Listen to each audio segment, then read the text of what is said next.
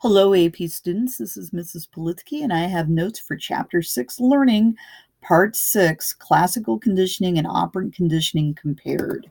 So, some of the differences between classical and operant conditioning, the basic idea is that an organism under classical conditioning learns to associate between events it doesn't control. It's all about the innate factors, whereas operant conditioning organisms learn to associate between its behaviors and the resulting events, hence the rewards and the punishment.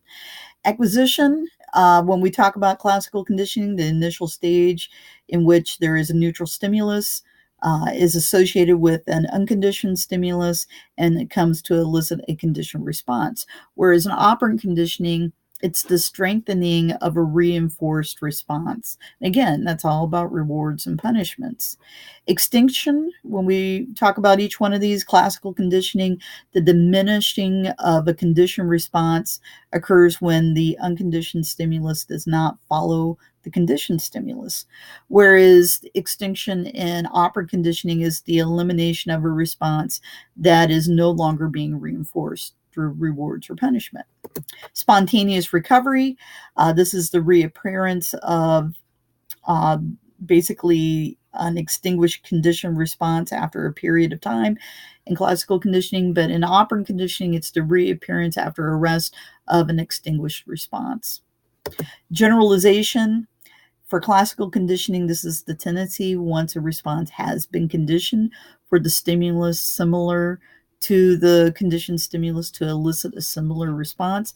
In operant conditioning, generalization is an organism's response to a stimuli that signals that a behavior will be reinforced.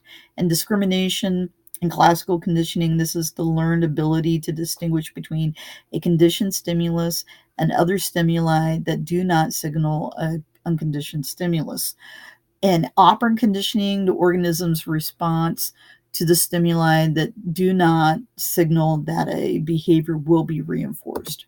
So, classical conditioning and operant conditioning also differ in the sequence of stimulus and response. Classical conditioning behavior is a largely a response to a past stimulation. Operant conditioning in response to a future reinforcement.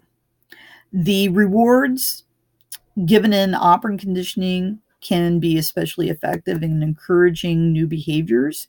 Classical conditioning, on the other hand, emphasizes eliciting the same response to a new stimuli, such as salivating at the sound of a bell.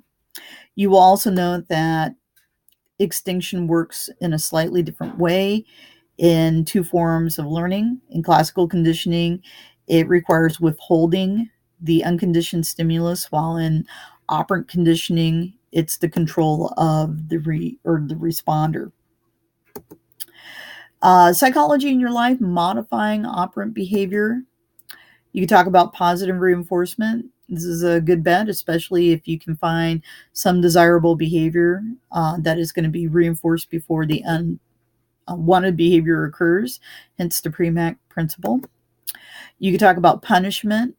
This may be tempting, but it's always kind of chancy. In addition, it has a bad effect on relationship between the punisher and the person being punished. Negative reinforcement has many of the same drawbacks as punishment because it does involve some kind of unpleasant stimulation.